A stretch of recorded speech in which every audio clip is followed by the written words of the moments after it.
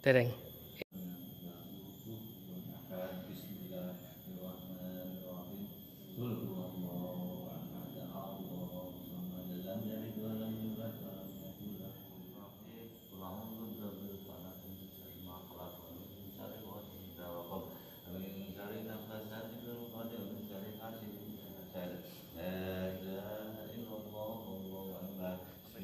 Baru saja kita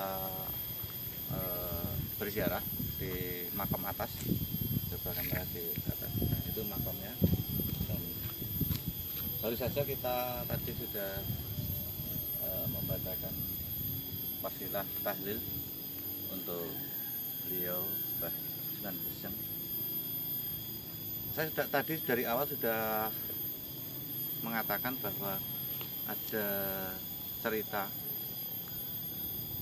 ketika meninggalnya beliau Sunan Geseng.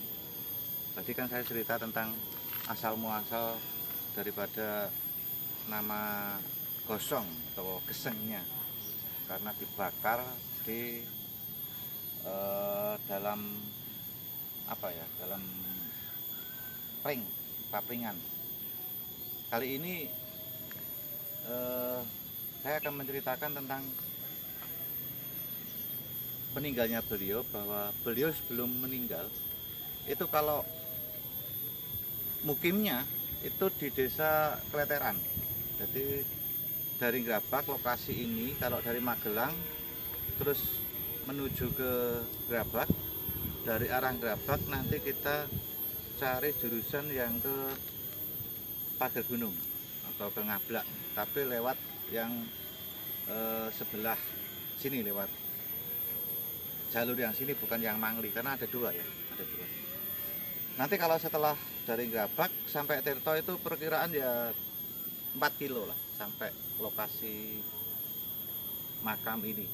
Jadi sebelum desa Tirto ini itu ada desa yang namanya Kleteran.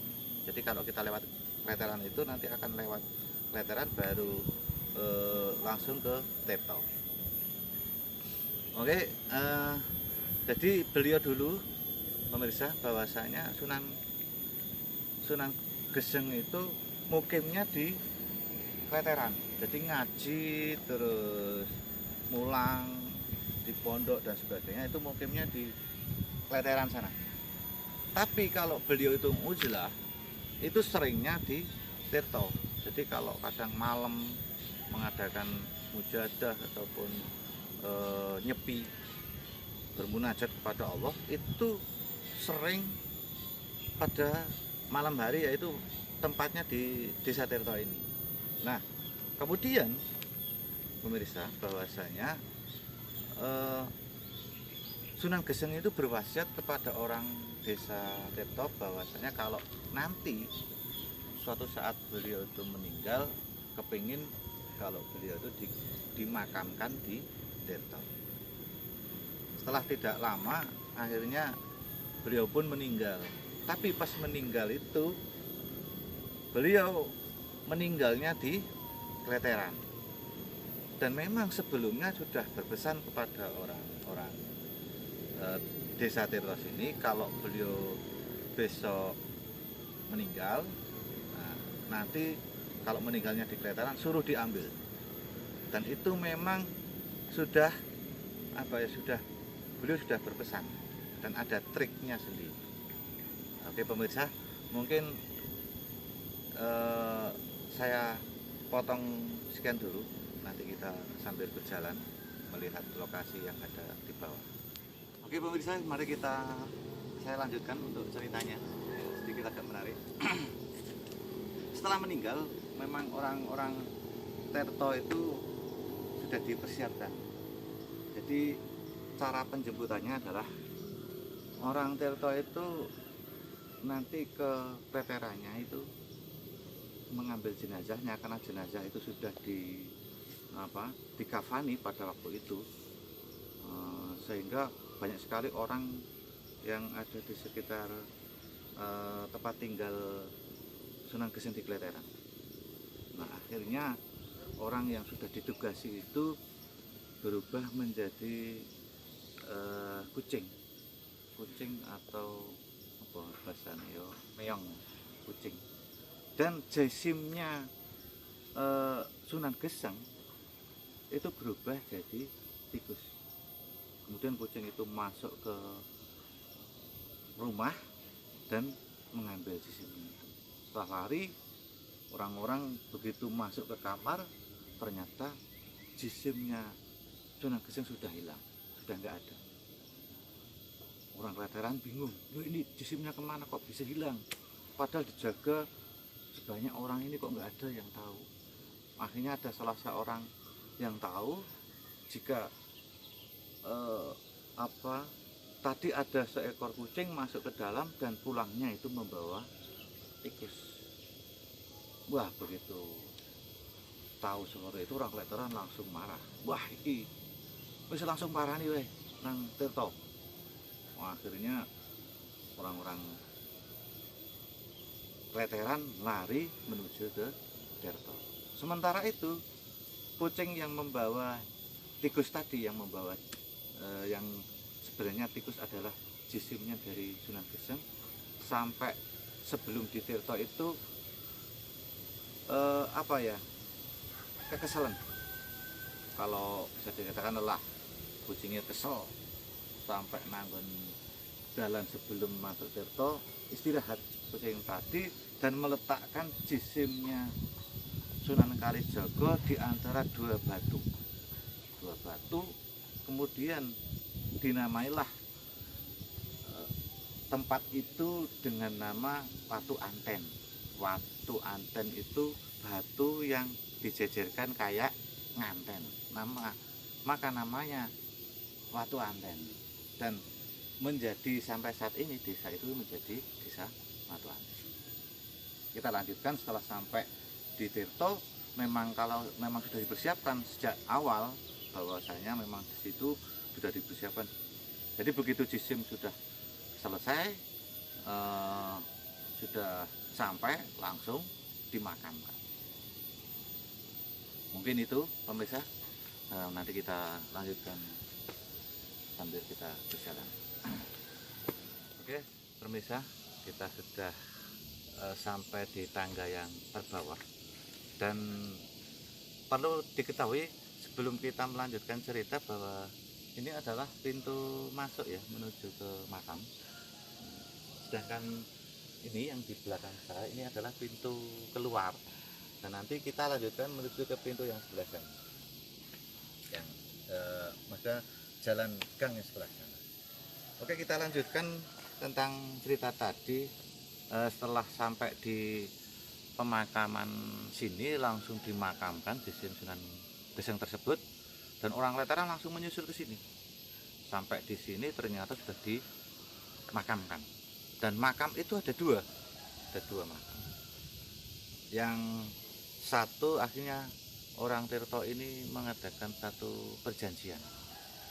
Perjanjiannya adalah karena orang Kleteran itu ingin meminta jisimnya itu untuk dimakamkan di Kleteran, sedangkan dari pihak Tirta sendiri memang sudah pesan dari Sunan Geseng itu untuk dimakamkan di sini. Akhirnya dua itu disuruh milih. Oke, seorang Kleteran kalau memang mau mengambil jisim silahkan, itu ada dua. Kalau nanti dikuduk kok diambil kok ada jisimnya, silahkan untuk dibawa pulang ke Kleteran. Tapi kalau tidak ada, berarti Anda harus menerima dan siap menerima untuk jisimnya Sunan Geseng dimakamkan di Tirta sini. Akhirnya digeduklah makam tersebut, dan ternyata setelah digeduk tidak ada jisimnya. Maka orang Kleteran sedikit kecewa, akhirnya memberikan suatu ultimatum kepada, ya mungkin bagi orang Tirta sendiri, yang kedua mungkin pada para peziarah. Dan ini memang bagi peziarah banyak yang tidak tahu ya, bahwasanya ultimat dari orang Kleteran itu siapa saja yang nanti ziarah ke Tirto kok nanti pulangnya itu lewat Kleteran, maka pahalanya itu akan diambil oleh orang Kleteran. Maka mitos daripada ini, siapa saja yang sudah tahu kalau mau ke makam Sunan Geseng ini, kalau berangkatnya dari Kleteran ke sini, setelah ziarah nanti pulangnya tidak lewat Kleteran tapi lewat Ngasinan, Bleder sana, kemudian nanti mentoknya sampai di Grabak. Nah itu sedikit pengetahuan. Memang kadang ada banyak yang belum tahu tentang kisah ini. Mungkin ini bisa menjadi masukan jadi bagi para peziarah, bagi teman-teman semua yang nanti akan berziarah ke makam Sunan Geseng ini, kalau bisa nanti kalau berangkat lewat Kleteran dan pulangnya itu lewat lewat Bleder atau lewat Ngasinan, dan nanti juga sama jemputnya atau nyampainya sampai ke Grabak juga. Mungkin itu pertemuan pada kali ini, pada ziarah kali ini. Insya Allah nanti kami dan tim akan mengunjungi tempat-tempat ziarah yang lain, yang awal mungkin sekitar Magelang dulu ya, karena posisi saya memang di Magelang. Jadi nanti kita mengunjungi ziarah ke, sedikit mungkin saya berbagi cerita tentang makam tersebut. Mungkin ada sedikit ada pengetahuan untuk para peziarah yang mau menziarah tempat tersebut. Mungkin itu saja yang bisa saya sampaikan dan bisa saya utarakan. Maaf sekali jika mungkin ada kata-kata, memang baru perdana kali ini saya mengadakan vlog ini. Jadi nanti kalau ada kata-kata atau mungkin ada ucapan saya yang kurang baik, saya siap untuk kritikan dari teman-teman sekalian. Mungkin itu saja yang saya sampaikan, kurang dan lebihnya mohon maaf yang sebesar-besarnya. Saya akhiri, wabillahi taufiq wal hidayah. Wassalamualaikum warahmatullahi wabarakatuh.